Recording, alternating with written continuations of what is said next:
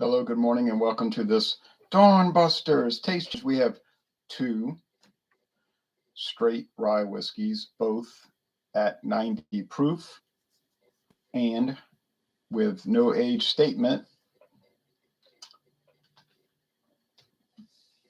And let's see, Sazerac Rye was introduced in the year 2000. I think it replaced two older Sazerac Rye whiskeys. They might still be produced, but I have never seen them. One was called Old Superior Rye. Okay, but you know these kind of companies sometimes they'll keep putting stuff out, but you never see it. This is produced in Louisiana and mainly in Kentucky, so it is made in Louisiana. Distilled, aged, and bottled for Sazerac Company, New Orleans, Louisiana, by Buffalo Trace of Frankfort, Kentucky. So this one's from Kentucky, but they do make it in New Orleans also, but at a very small volume. Probably over 99% of it is produced at Buffalo Trace. Okay, and I like how they say produced by Buffalo Trace for Sazerac. But Sazerac owns Buffalo Trace. It's kind of funny. Beam Rye, produced in Kentucky by Beam-Suntory, which is a subsidiary of Suntory Holdings, right? All right, but anyway, so Beam-Suntory. On Thursday, Fox News did a live segment from the Beam headquarters in Kentucky, interviewing the grandson of Jim Beam and the great grandson, and they were talking about it, and the guy was saying, I'm going to sample some of their products when I get off the air and all of that. All right.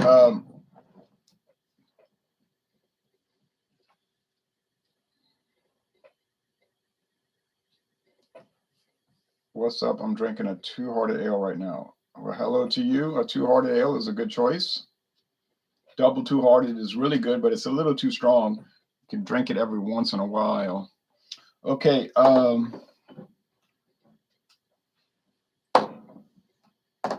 This could be close. I mean, Sazerac Rye is pretty well known.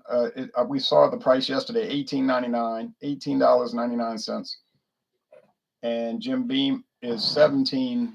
I'm talking about Total Wine and More. At Total Wine and More. At Walmart, it was $4 more for the Sazerac Rye, 22 something. I was there at Walmart yesterday and I saw that. And I said, "Whoa, little expensive there." Okay, so $17.49 versus $19.99, so $2.50 more. It's probably worth it. It's got a real wooden cap, a real cork, not pressboard cork. You'll see that kind of where like they're held together by resin. This is a real hunk of cork. Now, is cork better than a twist cap? I really couldn't tell you. I'm not a scientist, so I can't answer scientific questions. I mean, I could, but it wouldn't be something you should pay any mind to. I mean, I could ask the questions, and then a scientist could perhaps answer them.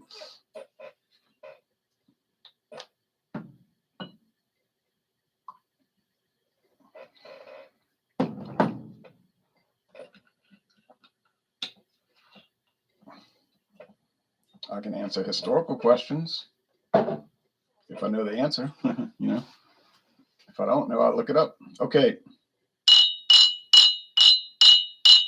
In a reference book. They're both amber, copper color. I guess that's a type of amber. And but the Sazerac is a little bit darker. Like I said, I don't know the age. Some people will say 6 years, but they don't know officially. They'll just say that. But there's no definitive information about that. There's no definitive information about the mash bill on either one of these products. So people might say, "Oh yeah, it's a such and such mash bill." And where's your information? Oh, I read it on a website. Oh, whose website? So it goes down the track like that, and then then you come to find out it's nothing official. It's just guesswork. There is a extra age Sazerac Rye, but I've never seen it in a store. I've seen it on their website, but I've never seen it in real life. Okay, but apparently it exists. Eagle Rare, Double Eagle. I've seen that in real life at the Sazerac house, but I've never. And they selling it there, but the price is exorbitant. She was at the lady that was saying, would you like a taste of Eagle Rare? And I said, yeah, I really like, and my friend David said, I'd like a taste of that Double Eagle. She said, well, we're not giving tastings of that.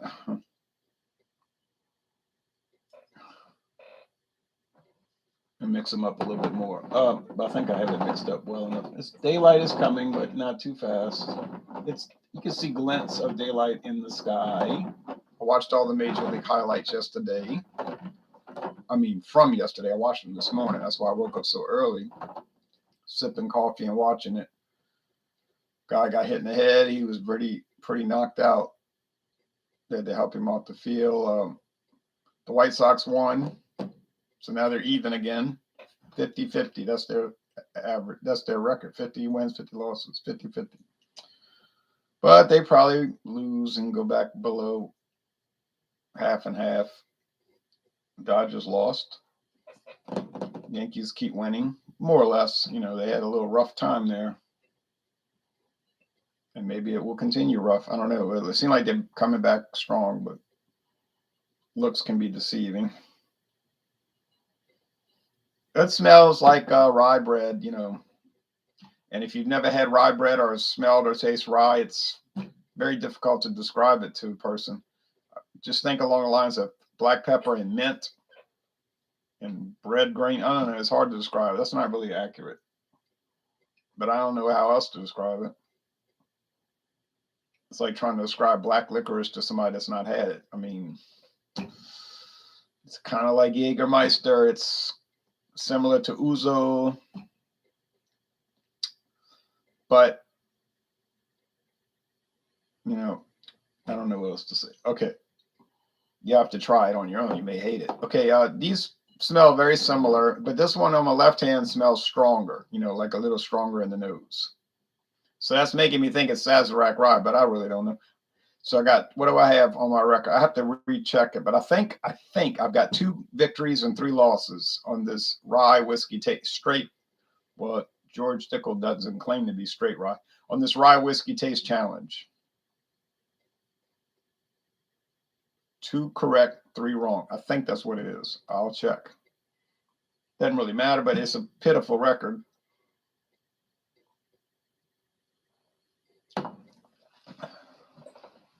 Yeah, sweet bread, pepper, spice, mint, very minty. Then I found out I bought some blended whiskey in Arkansas. I looked at that. I was showing my friend David. Look at this. He said it's got a crown on it. Like, you know, why does it have a crown? It's from Kentucky. Makes no sense. So now I'm looking at it. Oh boy, I was hot. I was aggravated when I saw that 70 proof. I said 70 proof. This is not even a real whiskey. It's got to be at least 80 proof. What is this? This is a joke, you know. So I was very displeased. Just like they sell that Calvert Extra. There's a product, I've seen it in Mississippi called Calvert Extra. It's got a photograph on the label of like a rocks glass with ice and stuff. Like, it's strange looking label. And I almost bought that. I said, that's not a bad price, because I had Lord Calvert, and then I had Calvert blended whiskey from the United States. John and Nilly had some Calvert, not Lord Calvert. There's 2. They're the same company, but it's 2 different. If it just said Calvert, that's American, U.S. made. Lord Calvert is Canadian. But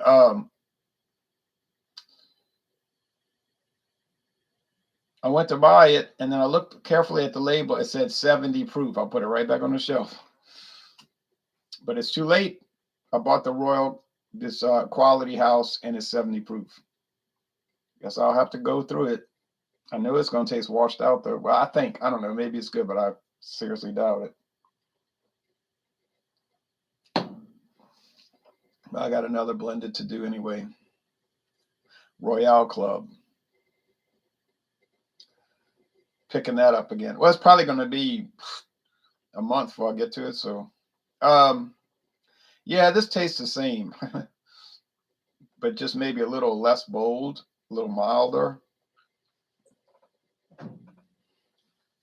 So let's go do a second taste just to be sure. And I'm still not sure. I had one fried egg, a third of a piece of smoked sausage, and some diced onions and diced jalapeno pepper. It's hot too, and some hot sauce and a slice of toast with butter and jelly on it. Not really a whole lot to eat, but it helped me. I wouldn't want to do this on an empty stomach, you know. Well,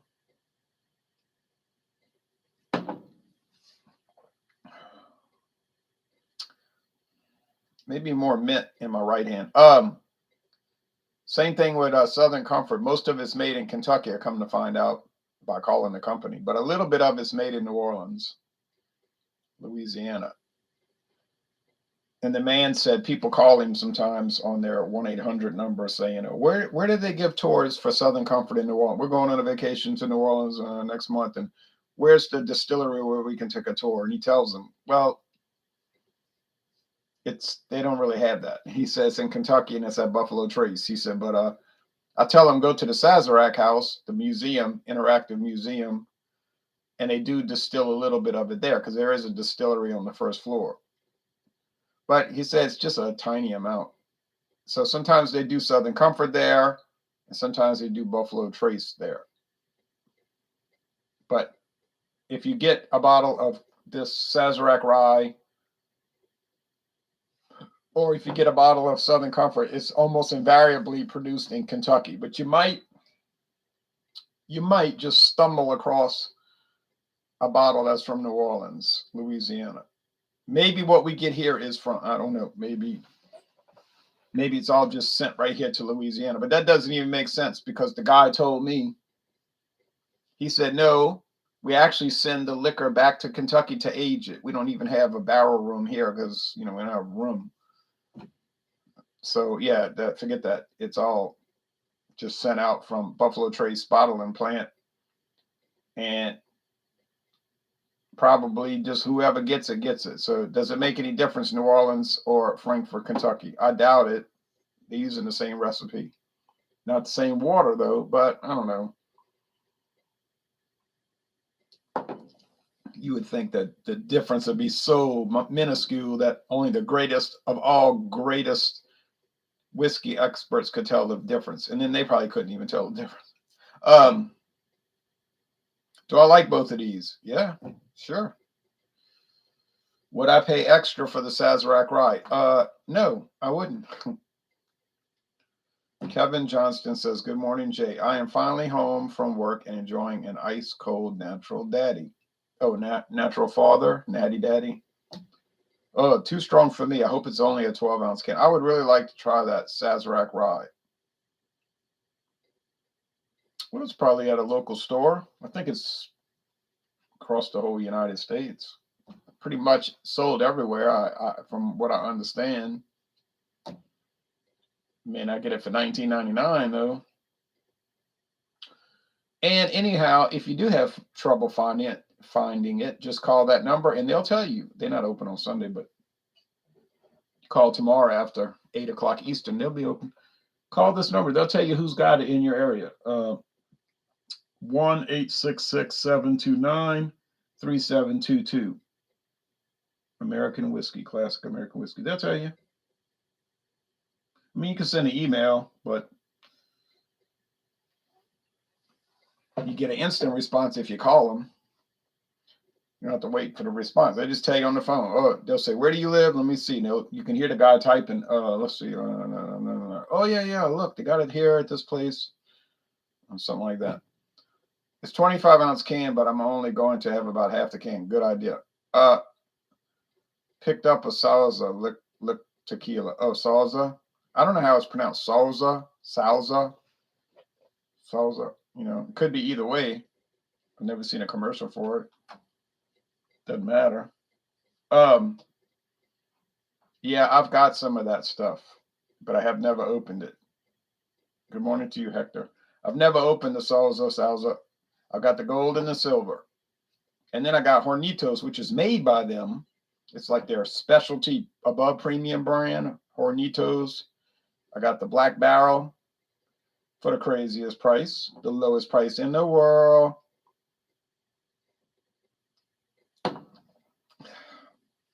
Ooh, too big of a go.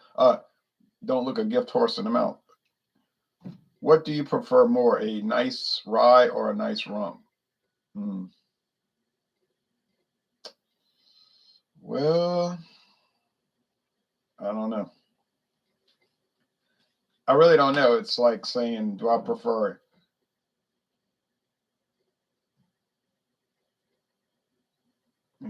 chocolate ice cream or vanilla ice cream? Well, I mean, I like both. It just depends what you feel like drinking or eating or drinking, right? So it's like, do you rather dip raw broccoli in that ranch dip, or would you rather dip celery in the ranch dip from the vegetable tray? I guess I'd rather dip both.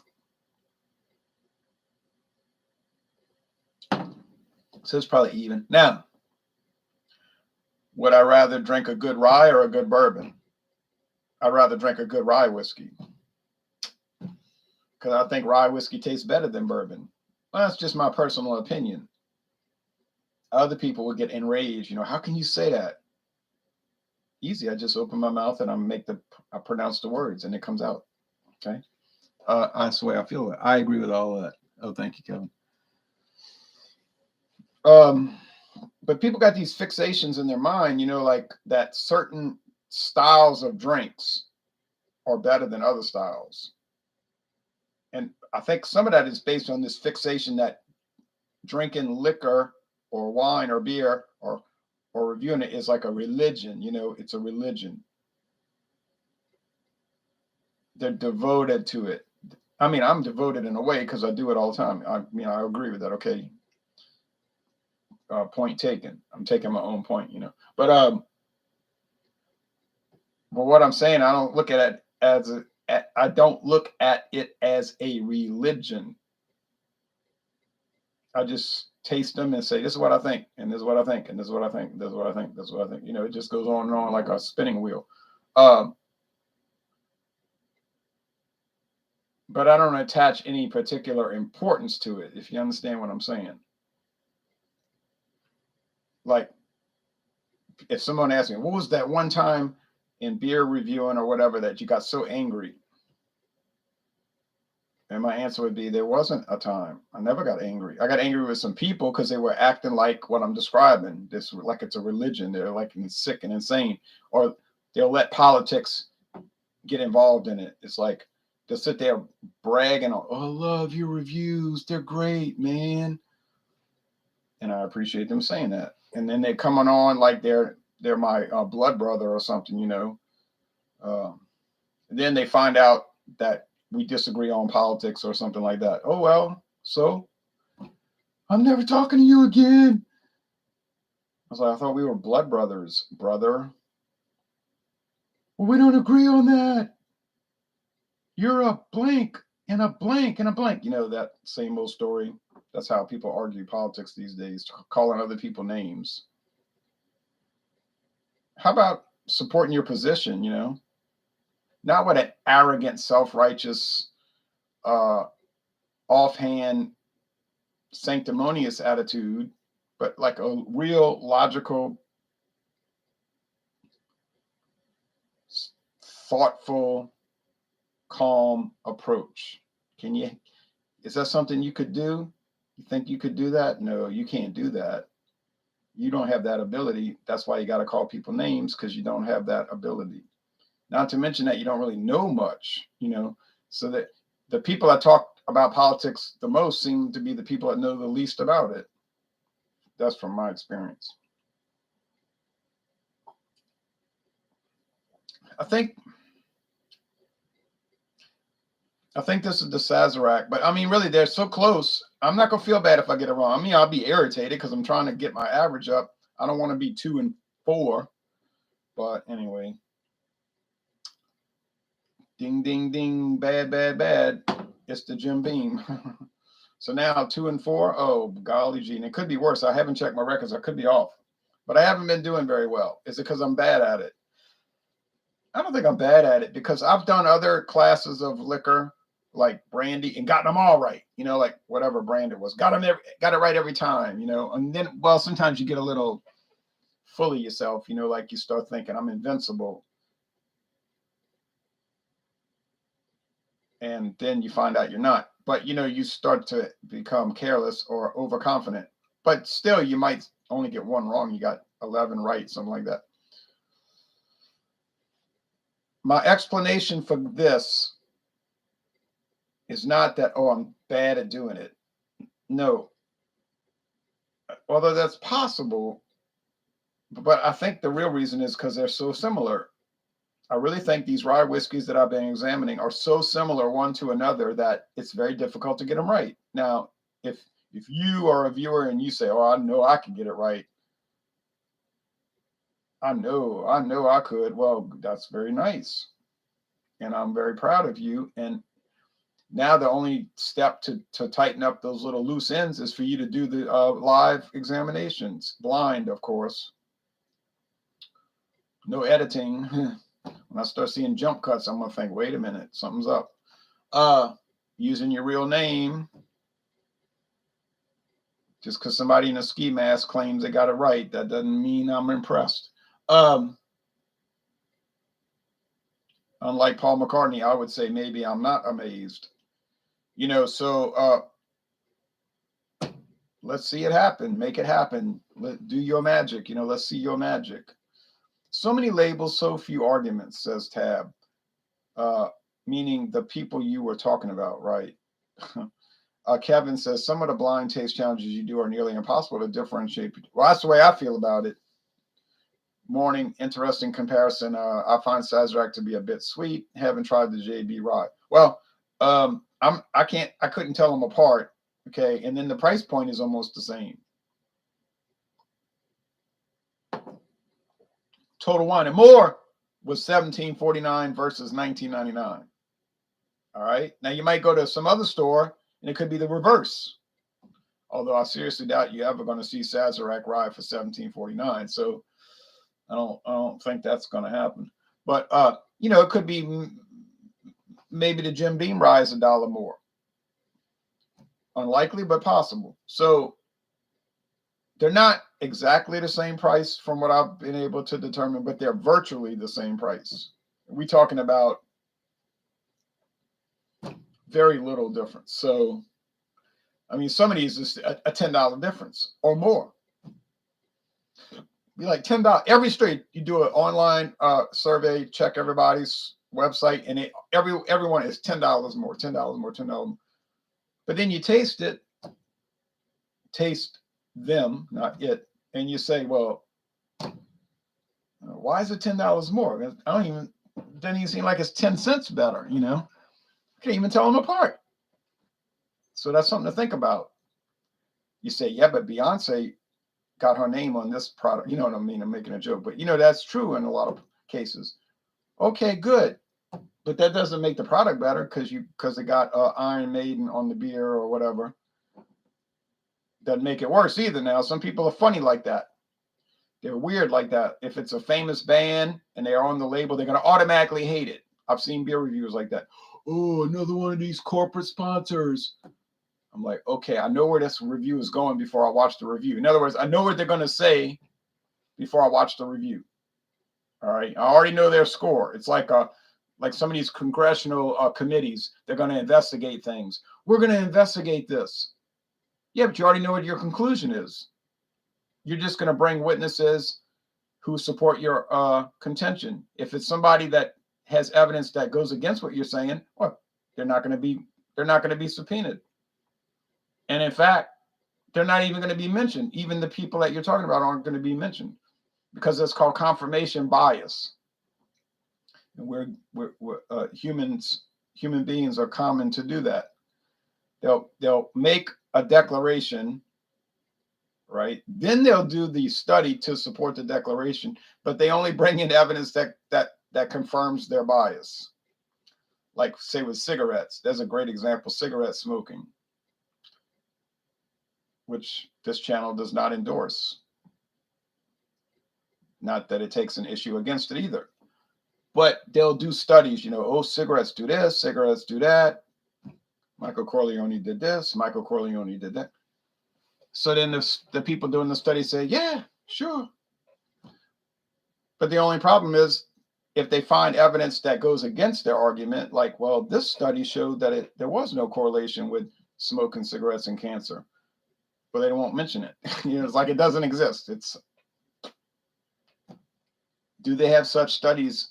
Have such studies been done? Certainly have. You won't see that on the news. So that's what I'll say, confirmation bias. It's like historical events, World War II. You can only have one opinion. And you cannot even bring up all the facts of the war. You can only bring up, to be in polite company, say, oh, this, and this, and this. And now somebody said, yeah, but what about these other facts? Oh, no, you can't mention that. And don't even talk about the 1861 war. So we live in a very constricted society where people think only in a linear manner, and they don't think in an abstract manner. All right. Or they refuse to think in an abstract manner. All right. Or hypothetical manner. I don't think anyone else does these blind taste challenges recorded. I mean, I haven't seen those. They may exist, but I've not really seen them. Oh, there's a few. Actually, there's a few. Some people have started doing it. They have started doing it. I watched a few, so excuse me. But it's not widespread. But maybe this channel here will help it become widespread. We'll see. I'm going to go watch the news. That's why they always say they have a consensus on things. Right, a consensus of all the people who you gathered together, and taking into account that you didn't invite the people who wouldn't agree. I don't think anyone else. Okay. All right. Thanks, everybody.